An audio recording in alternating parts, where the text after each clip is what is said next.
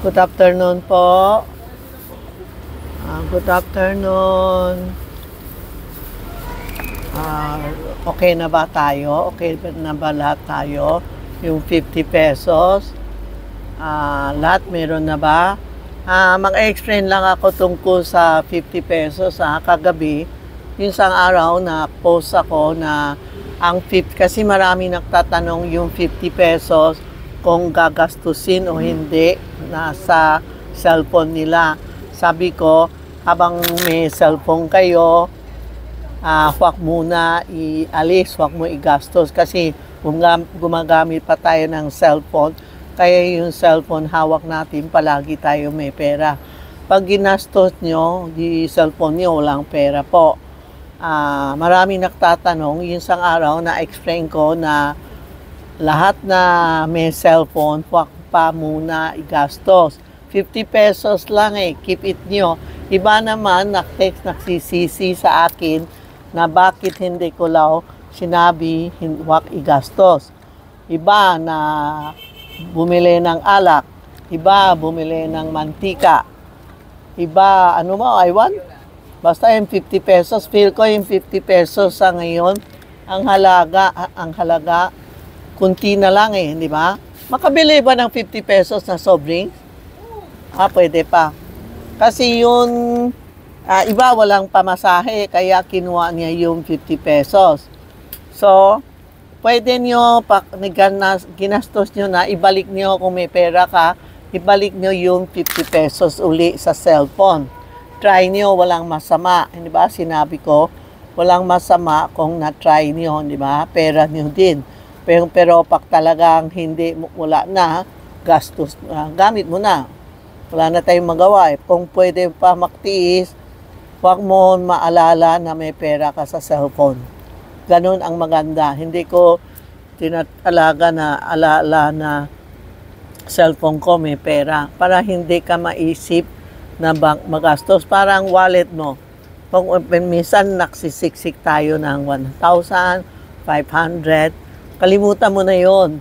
Kasi minsan pag naalala mo yung pera mo, may nakatago ka 50 o 500, minsan kulang, kukunin mo, gagastos mo. Bayan mo na, basta makalimutan mo na, sa emergency na lang po, ha? Huwag kayong magsisisi sa akin, ha? Tinutulungan ko lang kayo, Ren. Tinutulungan ko lang kayo na gumanda ang buhay. Walang sisihan po, ha? Sharing ang maganda. Huwag kayo text ng text na nagsisisi. Si Tita Maxi kasi hindi sinabi. Yan, nawala na swerte ko. Ganun, huwag tayo magsisihan. Ha? Pwede po? Wala akong bahay, walang bayad to.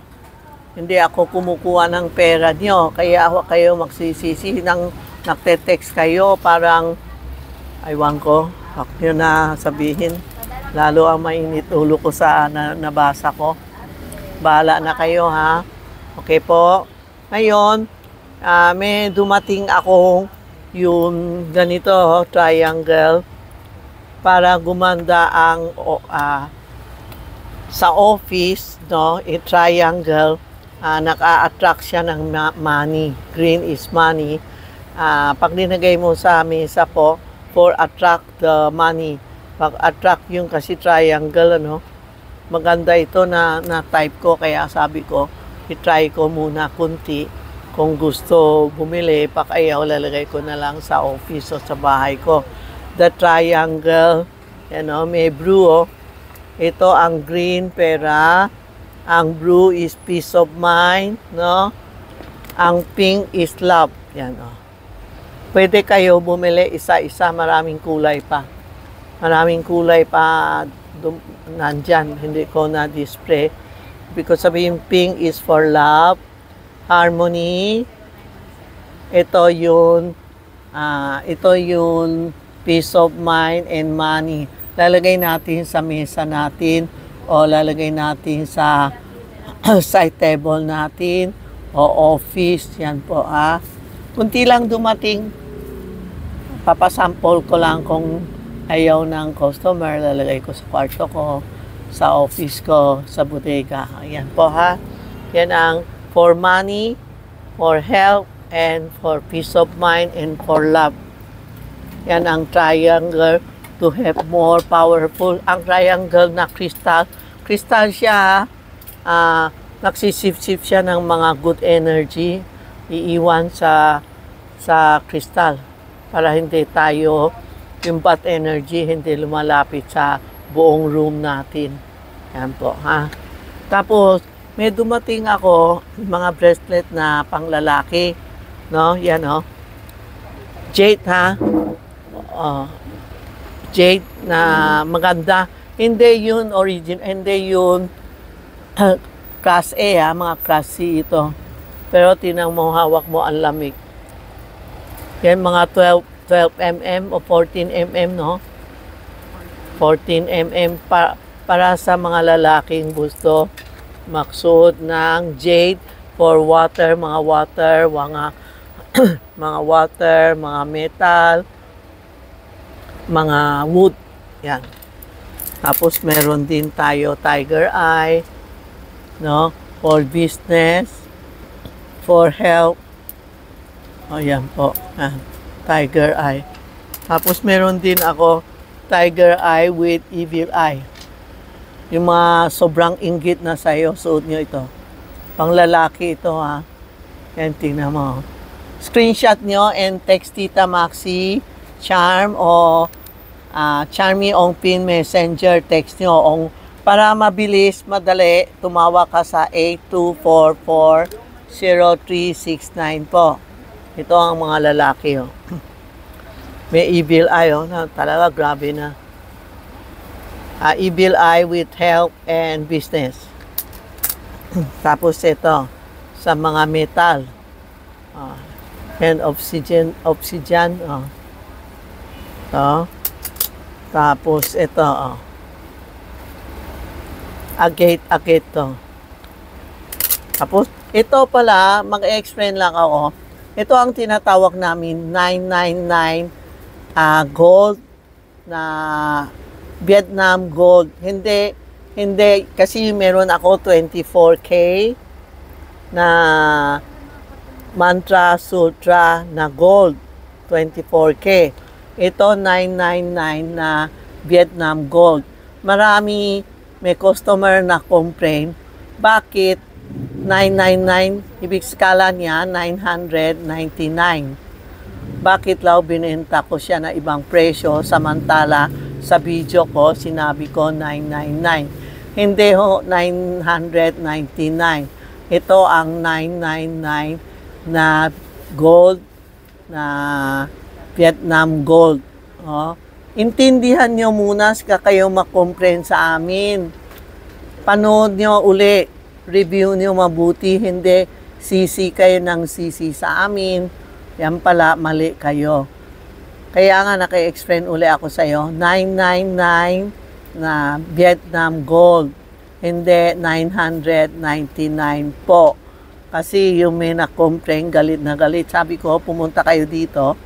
I-explain ko sa iyo, pakita ko sa iyo yung 24K ko and 999 na mantra sutra. Ito ang mantra sutra na may dasal to. Ha? Tandaan nyo, panood nyo mabuti ang YouTube ko, tapos kayo mag-complain. Pag kayo complain ng complain, tapos mali. Tapos iba naman bumili sa ibang tao.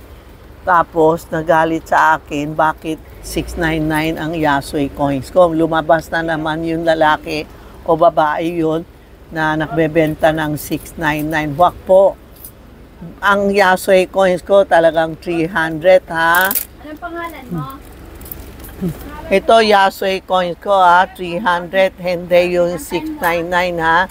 Tandaan nyo, ha, huwag kayo magbayad ng, huwag nyo bayaran ng 699, ha? Okay? 300 lang. Tapos tingnan mo kung si Tita Maxi itong mukha, ha? Saka kayo bumili. Kasi kanina may dumating, sabi niya, 699 ang bayad niya. Samantala dito, 300.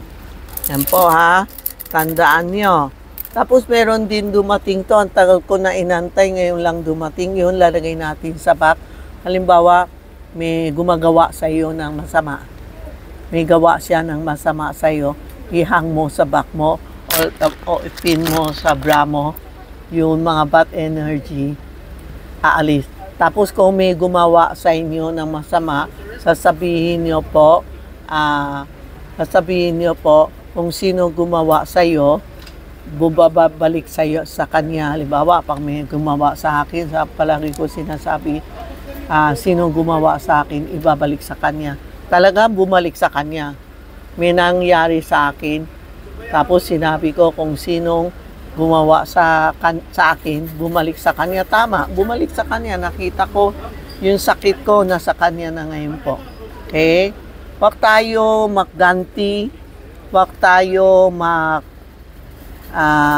pagawa ng ibang tao, huwag tayo makulam sa ibang tao. Walang gaganda sa iyo. Pag namatay kayo, kakalma lang kayo, sa purgatory kayo pupunta. Kaya huwag tayo magganti.